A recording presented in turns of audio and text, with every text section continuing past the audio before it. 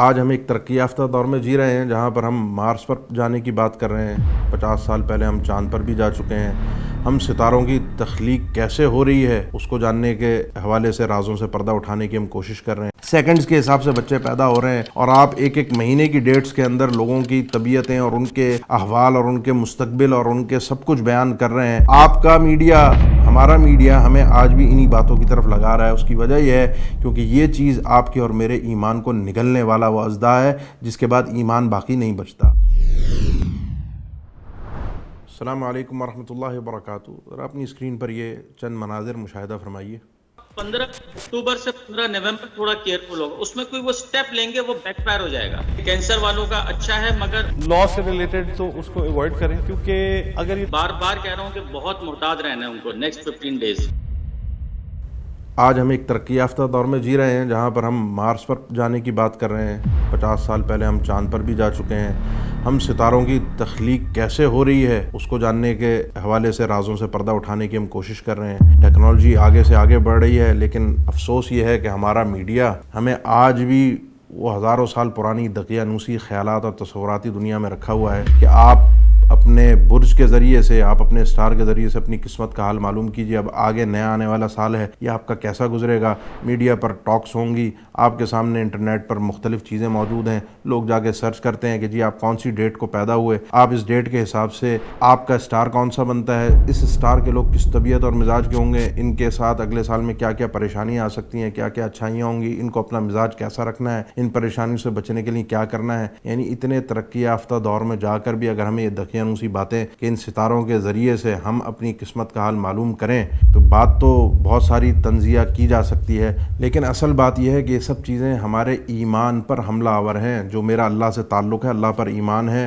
اللہ ہر خیر و شر کا مالک ہے، اللہ ہی سب کچھ کرنے والا ہے، مالک یوم الدین ہے،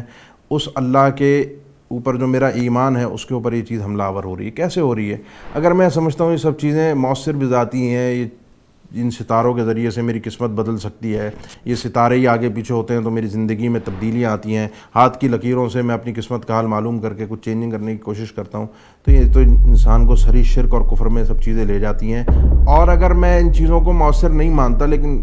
مان لیتا ہوں، دیکھ لیتا ہوں، تفریح کے لیے ایسے پروگرامز دیکھ لیے، نیٹ پہ سرچ کر لیا، تو بات سمجھنے کی یہ ہے کہ آپ صلی اللہ علیہ وسلم نے ارشاد فرمایا، مسند بزار مسند احمد کی حدیث ہے کہ جو شخص کسی ایسے شخص کے پاس آتا ہے جو آپ کو کاہن ہے، مستقبل کی خبریں دے رہا ہے، عراف ہے،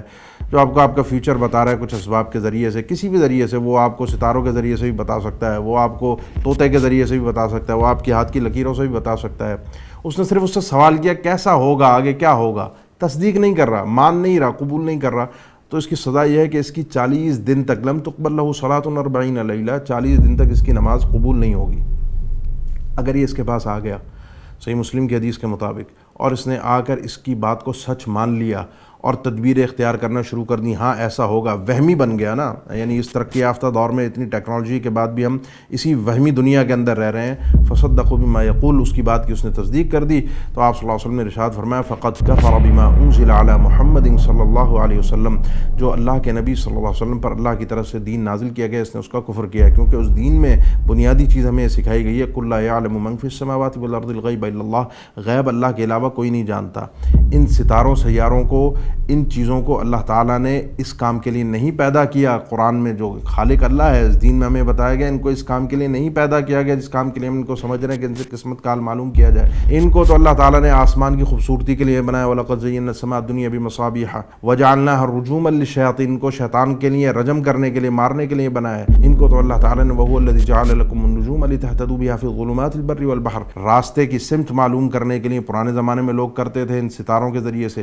تو ان کا تو مقصد اللہ نے یہ بنایا ہے، تو ان کے ذریعے سے اپنی قسمت کا حال معلوم کرنا۔ اب اس میں بھی جو قسمت بتانے والے ہیں ان کی تاریخیں چینج ہو جاتی ہیں، پتہ نہیں، ہمیں تو بتانے والے بتا رہے ہیں کہ آج کل تو 1 سیکنڈ میں 9 بچے پیدا ہو جاتے ہیں، تو اگر آپ اس حساب سے دیکھیں تو ان کے تو سٹارز کی ڈیٹس ہی چینج ہے۔ چائنا کے جو سٹارز ہیں وہ ان کے نام بھی چینج ہیں، ان کی ٹائمنگ چینج ہے۔ جو یونان والے پرانے جنہوں نے سٹارز یہ بنائے تھے، نام رکھے تھے، ان کی ڈیٹس الگ الگ ہیں، تو تاثیریں بھی سب کی الگ الگ ہیں۔ سیکنڈز کے حساب سے بچے پیدا ہو رہے ہیں، اور آپ ایک ایک مہینے کی ڈیٹس کے اندر لوگوں کی طبیعتیں اور ان کے احوال اور ان کے مستقبل اور ان کے سب کچھ بیان کر رہے ہیں، وہ کچھ بیان کر رہے ہیں، وہ کچھ بیان کر رہے ہیں، ان کے نزدیک تاثیر کچھ اور ہے، ان کے نزدیک تاثیر کچھ اور ہے۔ تو یہ صرف بے وقوفانہ ایک جاہلانہ احمقانہ کھیل ہے، دقیانوسی باتیں ہیں۔ لیکن افسوس یہ ہے کہ آج کس ترقی یافتہ دور میں جہاں ہمیں تانے دیے جاتے ہیں کہ جی دنیا چاند پر پہنچ گئی اور آج بھی تم یہ دقیانوسی باتیں لے کر بیٹھے ہو، آپ کا میڈیا، ہمارا میڈیا ہمیں آج بھی انہی باتوں کی طرف لگا رہا ہے۔ اس کی وجہ یہ ہے کیونکہ یہ چیز آپ کے اور میرے ایمان کو نگلنے والا وہ اژدھا ہے جس کے بعد ایمان باقی نہیں بچتا۔ ہم لا علمی میں ان چیزوں کو دیکھ لیتے ہیں، ان چیزوں کو سرچ کر لیتے ہیں، اپنی قسمت کو، اپنے سٹارز کو اپنے سامنے رکھ کے فیصلے کرتے ہیں۔ یہ چیزیں انسان کے ایمان کو تباہ کرنے کے علاوہ کوئی دوسرا اس کا راستہ نہیں بچتا۔ آخر میں کرنا کیا ہے؟ اللہ پر بھروسہ کیجئے، ان فضول بکواس چیزوں کو چھوڑ کر انسان اللہ کے کلام کو پڑھے جس میں کوئی آخرت کی بھلائی بھی ہے، اپنے اللہ پر بھروسہ کرے۔ بلکہ نحوست کو تو شریعت نے رد کیا کہ کسی چیز میں نحوست نہیں ہے کہ آپ جو ہے وہ بلی راستہ کاٹ گئی تو اس کے ذریعے سے آپ سمجھیں آپ کا کام برا ہوگا، آنکھ پھڑک رہی ہے تو یہ ہوگا، آج ہاتھوں میں کھجلی ہو رہی ہے تو یہ ہوگا، آج دروازے پر کوا بیٹھا ہے تو آج کوئی یہ معاملہ ہو جائے گا۔ یہ کوے کا آنا، کوے کا بولنا، پرندے کا رائٹ سائڈ پہ جا کر یا لیفٹ سائڈ پہ جا کر اپنے کاموں کی آپ اچھائی اور برائی کا تعین کریں، ان چیزوں میں اللہ تعالیٰ نے آپ کی اور میری قسمت کا اچھا اور برا ہونا نہیں لکھا نہ رکھا ہے۔ تو ان چیزوں کو جب اس طرح کا معاملہ ہو تو کوئی بھی شخص کسی بھی چیز کو منحوس نہ سمجھے۔ آپ صلی اللہ علیہ وسلم نے فرمایا اس وقت یہ دعا پڑھے، اللہم لا خیر الا خیرک ولا طیر الا طیرک ولا الہ غیرک۔ یہ دعا پڑھ کر انسان اپنے ایمان کو اللہ پر مضبوط کرے، اپنے رب پر بھروسہ اور اعتماد قائم رکھے۔ اور یہ جو میڈیا اس وقت میرے اور آپ کے ایمان کو نگلنے کے لیے ہر سال آ کر بیٹھ جاتا ہے، اور میڈیا پر بیٹھ کر لوگ آپ کو بتا رہے ہوتے ہیں یا آپ خود جا کے اگر گوگل پہ سرچ کر کے اپنی قسمت کا حال معلوم کرتے ہیں، تو اپنے ایمان کو بچائیے۔ اللہ نے ان چیزوں کے اندر تاثیر نہیں رکھی، تاثیر ہے وہ اللہ کے کلام میں ہے، اس کو پڑھ کر اللہ کا قرب حاصل کیجیے۔ السلام علیکم ورحمۃ اللہ وبرکاتہ۔